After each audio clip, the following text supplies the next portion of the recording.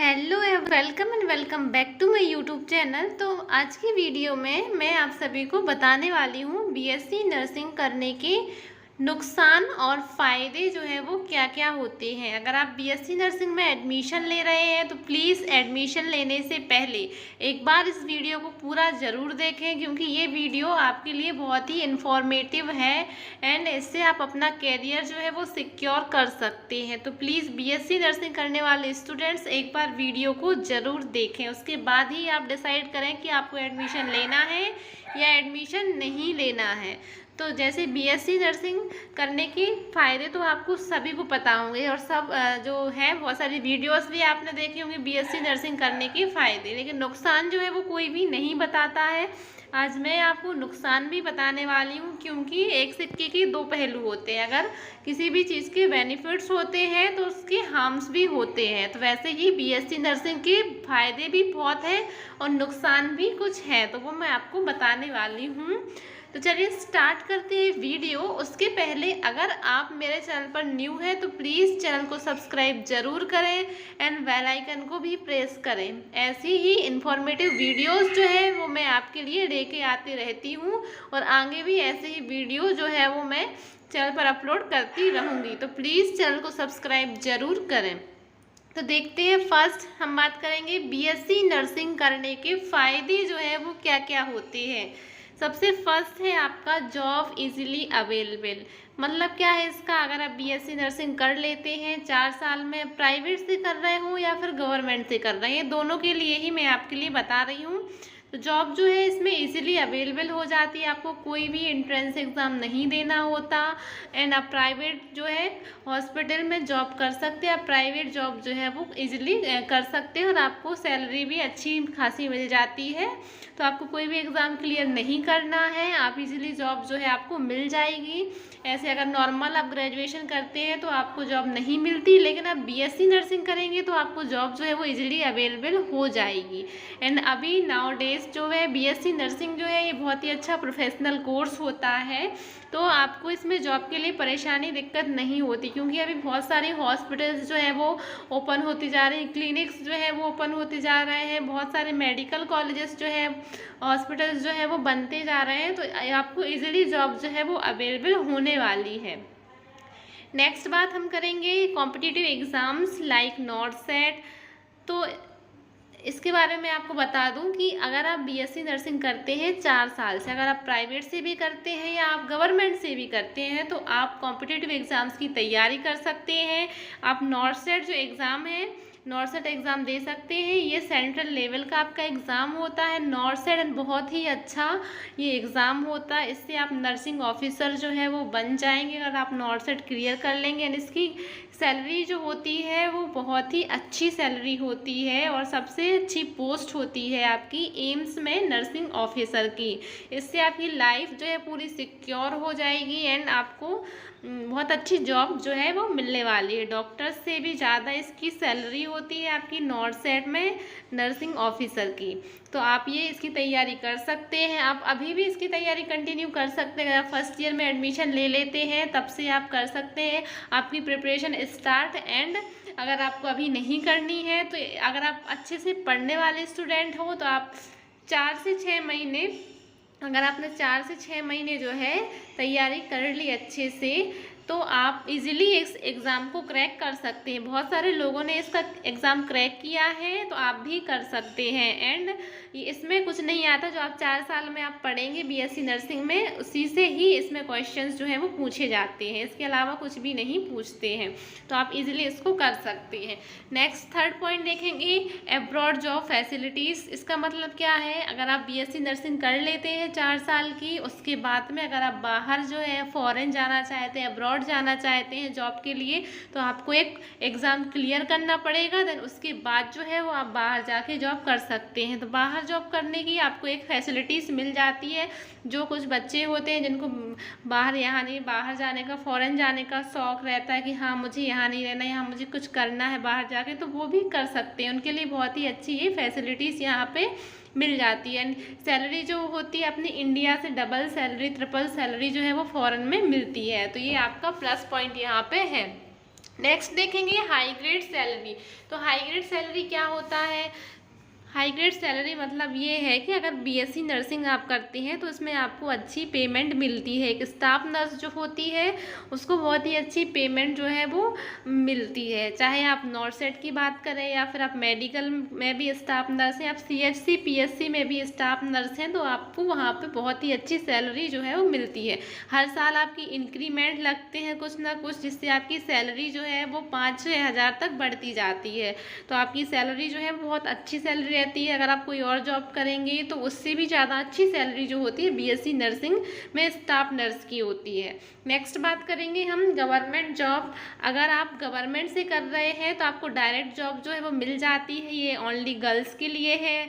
तो अगर हम एमपी की बात करें, स्पेशली एमपी की बात करें यहाँ पे, तो यहाँ पे एमपी में अगर आप गवर्नमेंट से बीएससी नर्सिंग करते हैं तो आपको डायरेक्ट ही 4 साल बाद गवर्नमेंट जॉब जो है वो मिल जाती है। नेक्स्ट हम बात करेंगे best option for girls. Means ये है कि कुछ कुछ जो स्टेट रहते हैं वहाँ पे जो है सिर्फ गर्ल्स जो है वो बस कर सकती हैं गवर्नमेंट से बीएससी नर्सिंग। फॉर एग्जांपल आपका एमपी पीएनएसटी है तो एमपी पीएनएसटी में ओनली फॉर गर्ल्स के लिए है। यहाँ पे गर्ल्स के लिए प्रायोरिटी दी गई है। तो गवर्नमेंट से सिर्फ गर्ल्स ही जो है वो बीएससी नर्सिंग कर सकती हैं और बीएससी नर्सिंग करने के बाद उनको 4 साल बाद जो है गवर्नमेंट जॉब जो है वो प्रोवाइड कराई जाती है। तो ये बेस्ट ऑप्शन है गर्ल्स के लिए, जो गर्ल्स जो है ज़्यादा कुछ नहीं कर पाती हैं एंड तो उनके लिए अच्छा ऑप्शन है। आप एग्ज़ाम क्रैक कर लें, उसके बाद में आप जो है वो बीएससी नर्सिंग करके अच्छी जॉब पा सकते हैं। नेक्स्ट बात करेंगे एमएससी नर्सिंग ट्यूटर। तो अगर आपने बीएससी नर्सिंग कंप्लीट कर ली है तो उसके बाद में आप एमएससी नर्सिंग कर सकते हैं एंड देन आप ट्यूटर जो है वो बन सकते हैं। जो कॉलेजेस जो रहते हैं, इंस्टीट्यूट जो रहते हैं, उसमें बीएससी नर्सिंग के लिए जो टीचर्स रहते हैं वो आप बन सकते हैं। इसलिए बन सकते हैं, एमएससी नर्सिंग करेंगे देन फिर आप एग्ज़ाम क्लियर करेंगे, उसके बाद में आप ट्यूटर जो है वो बन जाएंगे। नेक्स्ट बात करें पीएचडी। अगर आप MSc nursing, BSc nursing then MSc nursing, उसके बाद में अगर आप पीएचडी करते हैं तो आपके नाम के आगे जो है वो डॉक्टर लग जाता है एंड आप प्रिंसिपल की पोस्ट भी ले सकते हैं। तो ये आपके लिए मैंने बता दिए बेनिफिट्स। बहुत सारे बेनिफिट्स जो है वो होते हैं। तो नर्सिंग जो है बहुत ही अच्छा प्रोफेशनल कोर्स होता है, लेकिन कुछ छोटे छोटे इसमें लॉस भी होते हैं, तो वो आपको मैं बताने वाली हूँ। तो प्लीज़ लॉस ज़रूर देखें। अपने बेनिफिट्स देख लिए हैं लेकिन लॉस भी उतने ही इम्पोर्टेंट हैं जितने कि बेनिफिट, क्योंकि बेनिफिट्स सभी बताते हैं, लॉस कोई नहीं बताता। तो लॉस देखने से पहले आप वीडियो को लाइक ज़रूर करें, वीडियो को ज़्यादा से ज़्यादा शेयर करें, चैनल को सब्सक्राइब भी कर लें। देखेंगे हम लॉस क्या क्या होते हैं, नुकसान क्या क्या होते हैं। तो बीएससी नर्सिंग करने के नुकसान सबसे पहला फर्स्ट होता है पेशेंस। अब इसका मतलब क्या है तो मैं आपको बता दूं, अगर आप बीएससी नर्सिंग कर रहे हैं तो आपके अंदर जो है वो पेशेंस होना चाहिए। पेशेंस कैसा होना चाहिए तो पेशेंस का मैं बता दूं कि अगर आप बीएससी नर्सिंग करते हैं तो आपके अंदर इतना पेशेंस, क्योंकि आपको यहाँ पे बीएससी नर्सिंग करते टाइम आपको बहुत सारी चीज़ें ऐसी होंगी जो आपको सुननी पड़ेंगी, क्योंकि आप स्टूडेंट हो, स्टूडेंट नर्स हो। अगर आपसे कोई गलती होती है तो आपको वो सुनना पड़ेगा। आपको अपनी गलती नहीं भी है तब भी आपको अपनी बोलना पड़ेगा, हाँ मेरी गलती, आपको एक्सेप्ट करना पड़ेगा। एंड यहाँ पे जो है बहुत सारी चीज़ें ऐसी होती है कि आपका जो है फ्रस्ट्रेशन टाइप का आपको होने लगता है कि मैंने ये कोर्स क्यों लिया।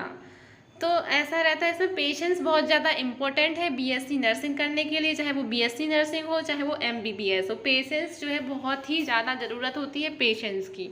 अब मैं ऐसा क्यों बोल रही हूँ मैं आगे बताती हूँ, आगे के पॉइंट एक्सप्लेन करूँगी तो आप समझ जाएंगे। हार्ड वर्क जो होता है, हार्ड वर्क का मतलब क्या है, अगर आप बीएससी नर्सिंग कर रहे हैं या करने वाले हैं तो आपको हार्ड वर्क आपके अंदर होना चाहिए। अगर आप हार्ड वर्क कर सकते हैं तभी आप बीएससी नर्सिंग करें, नहीं तो आप बिल्कुल भी बीएससी नर्सिंग नहीं करें, क्योंकि इसमें हार्ड वर्क बहुत होता है। आपको बहुत सारे काम रहते हैं, काम का प्रेशर, स्टडी का प्रेशर रहता है आपको, है ना। बहुत सारी चीज़ें जो रहती हैं, फ्रस्ट्रेशन होने लगता है कि मैंने क्यों किया। आप अपनी लाइफ जो है वो मतलब फ्रीडम से नहीं रह सकते। आप बीएससी नर्सिंग जब आप करते हैं आपके ऊपर प्रेशर जो है बहुत ज़्यादा रहता है। हॉलीडे जो है, हॉलीडे की बात करें तो आप अगर आपको छुट्टी चाहिए है, हॉलीडे कहीं घूमने जाना है, तो आपको हॉलीडेज जो है वो नहीं मिलता है, क्योंकि आपको यहाँ पे 100% जो है वो अटेंडेंस देनी पड़ती है। तो आपको हॉलीडेज नहीं दिया जाता है। आपको बस ईयर में 2 बार जो है winter vacation and summer vacation provide की जाती है 10 डेज़ की। बाकी आपको कोई भी फेस्टिवल जो है उस पर हॉलीडेज नहीं मिलते। कुछ कुछ कॉलेजेस में मिल जाते हैं, कुछ कुछ कॉलेजेस में नहीं मिलते हैं। देन बात करें क्लिनिकल ड्यूटी की, तो आपको यहाँ पे क्लिनिकल ड्यूटी का प्रेशर रहता है, बहुत ज़्यादा प्रेशर रहता है, क्योंकि देखो आपको स्टडी भी करनी है, साथ साथ आपको क्लिनिकल ड्यूटी भी करनी है, आपको पढ़ाई भी करनी है, आपको आपके बाकी काम भी करने हैं। तो आपकी क्लिनिकल ड्यूटी जो रहती है 4 से 6 आवर्स की रहती है। अलग अलग कॉलेज में इसका ड्यूरेशन जो है वो अलग अलग होता है, और क्लिनिकल ड्यूटी में भी इतना काम रहता है कि हम वहाँ पे थक जाते हैं। देन उसके बाद में हमें अपनी पढ़ाई भी करनी है, कॉलेज भी जाना है, ऐसी बहुत सारी चीज़ें रहती हैं। नेक्स्ट बात करें मनी, तो आप बीएससी नर्सिंग करेंगे तो आपके पैसे जो है बहुत ज़्यादा मनी जो है पैसे लगते हैं, इन्वेस्ट होते हैं। तो मनी इन्वेस्टमेंट इसमें ज़्यादा है। कुछ ना कुछ कॉलेज में प्रोग्राम होते रहते हैं, आपकी ईयरली फीस सबमिट होगी। देन आपके जब एग्ज़ाम्स आएंगे, मेन एग्ज़ाम्स आपके होंगे, तो आपको फ़ीस फिल करनी पड़ेगी, एग्ज़ाम फ़ीस फिल करनी पड़ेगी, एनरोलमेंट फ़ीस फिल करनी पड़ेगी। तो ये फीसेस चार्जेस जो है वो लगते रहते हैं। आपके लाइब्रेरीज में हो गया है ना, आपका कोई फेस्टिवल है, कोई प्रोग्राम है आपके कॉलेज में, तब आपको मनी जो है मनी बहुत ज़्यादा खर्च हो जाती है बीएससी नर्सिंग करने में। अगर आप थोड़े से आप इकोनॉमिक आपकी कंडीशन ठीक नहीं है तो आप बीएससी नर्सिंग बिल्कुल मत करें, क्योंकि इसमें मनी इन्वेस्टमेंट ज़्यादा होता है। स्टडी की बात करें तो आपको स्टडी का प्रेशर बहुत ज़्यादा रहता है बीएससी नर्सिंग में, क्योंकि आपको 4 साल में बहुत सारे सब्जेक्ट पढ़ने होते हैं। जैसे आपके फर्स्ट ईयर में 7 सब्जेक्ट होते हैं, तो आपको जैसे आपका एक एग्ज़ाम होता है, तो एग्ज़ाम आपका 3 सब्जेक्ट जो है उनका एक साथ में आपका एग्ज़ाम जो है वो होता है। ऐसा आपको रहता है, 3 सब्जेक्ट आपको एक ही दिन में कंप्लीट करने होते हैं, और तीनों सब्जेक्ट को आपको 3 घंटे में लिखना होता है। तो इतना प्रेशर जो है वो आपके ऊपर रहता है। फॉर एग्जांपल मैं बता दूं, आप सेकेंड ईयर में पैथो पढ़ेंगे, जेनेटिक्स पढ़ेंगे, एंड आप पैथो, जेनेटिक्स और फार्मा, एक 3 सब्जेक्ट होते हैं जिनका एक ही पेपर होता है और आपको 3 घंटे में लिखना पड़ता है। तो इसका प्रेशर स्टडी का ज़्यादा रहता है, आपको हार्ड वर्क करना पड़ता है, बहुत ही ज़्यादा स्टडी करनी पड़ती है। सारे सब्जेक्ट जो रहते हैं वो इंग्लिश टू इंग्लिश रहते हैं, तो आपको अच्छे से स्टडी करनी पड़ेगी, तभी आप पास हो जाएंगे, नहीं तो आप पास नहीं हो पाएंगे, आपको बैक लग जाएगा और आप 6 मंथ जो है वो लेट हो जाएंगे। रूल्स एंड रेगुलेशन, तो बात करूँ मैं रूल्स एंड रेगुलेशन की, तो सारे कॉलेज जो अलग अलग कॉलेज में अलग अलग रूल्स रेगुलेशन होते हैं। जैसे कुछ बच्चे जो होते हैं डायरेक्ट ही क्लास 12 से जाते हैं कॉलेज में, तो कॉलेज में रूल्स रेगुलेशन बहुत होते हैं और इनको फॉलो भी करना पड़ता है। हर कॉलेज के अलग अलग रूल्स होते हैं, अलग अलग रेगुलेशन होते हैं। फॉर एग्जांपल टीचर्स को विश करना पड़ता है, या फिर सीनियर्स जो होते हैं उनको मैम या सर बोल के बात करनी पड़ती है, एंड हर टाइम उनको विश करना पड़ता है, आई कांटेक्ट नहीं करना पड़ता है। ऐसे बहुत सारी चीज़ें जो होती हैं वो आपको फॉलो करनी ही पड़ेंगी, ठीक है। नेक्स्ट बात करें कोर्स ड्यूरेशन की, तो अगर आपने अच्छा कॉलेज चूज़ नहीं किया है तो आपका कोर्स ड्यूरेशन जो है वो बहुत ज़्यादा बढ़ जाएगा। 4 साल का कोर्स जो है वो आपका 6 साल तक जा सकता है, अगर आपने कोर्स ड्यूरेशन जो है वो मतलब आपने कॉलेज जो है वो सही से सिलेक्ट नहीं किया है। जैसे कि फॉर एग्जांपल मैं आपको बता दूं कि अगर आपने अच्छा कॉलेज चूज़ नहीं किया है, वहाँ पे पढ़ाई नहीं होती और आप खुद से भी नहीं पढ़ पा रहे हैं, तो आपको बैक भी लग सकता है, तो आप 6 मंथ पीछे हो सकते हैं। एंड कुछ कुछ यूनिवर्सिटीज़ ऐसी होती हैं जिनके एग्ज़ाम जो है वो टाइम टू टाइम नहीं होते हैं, जिससे 4 साल का कोर्स जो है वो 6 साल तक जा रहा है और आपके हाथ में डिग्री नहीं आ रही है। देन बात करें डॉक्टर, तो आप बीएससी नर्सिंग करते हैं तो आपके नाम के आगे डॉक्टर नहीं लगता है। कुछ बच्चे जो होते हैं एमबीबीएस करना चाहते हैं, लेकिन एमबीबीएस नहीं मिलता है तो फिर वो बीएससी नर्सिंग चूज़ कर लेते हैं, लेकिन आप अपने नाम के आगे तक नहीं लगा सकते। देन बात करें क्लिनिक की, तो कुछ कुछ बच्चे ये सोचते हैं कि हम बीएससी नर्सिंग करने के बाद में अपना क्लिनिक जो है वो ओपन कर लेंगे, तो ये आप नहीं कर सकते। इसके लिए आपको डॉक्टर्स की ज़रूरत पड़ेगी क्लिनिक खोलने के लिए। आप एज अ नर्स जो है वो क्लिनिक आप नहीं खोल सकते। तो आई होप आपको समझ में आ गया होगा। ये मैंने बताया आपको नुकसान और ये मैंने आपको बताया है इसके फ़ायदे। तो आप अच्छे से इसको समझ जाएं। और आपको कोई भी डाउट हो तो कमेंट सेक्शन में कमेंट ज़रूर करें, आपको उसका रिप्लाई ज़रूर मिलेगा। एंड वीडियो आपको कैसी लगी प्लीज़ कमेंट में ज़रूर बताएं। ऐसी ही इन्फॉर्मेटिव वीडियो के लिए चैनल को सब्सक्राइब करें, वीडियो को लाइक करें, वीडियो को ज़्यादा से ज़्यादा शेयर करें। मिलती है नेक्स्ट वीडियो में। Thanks for watching.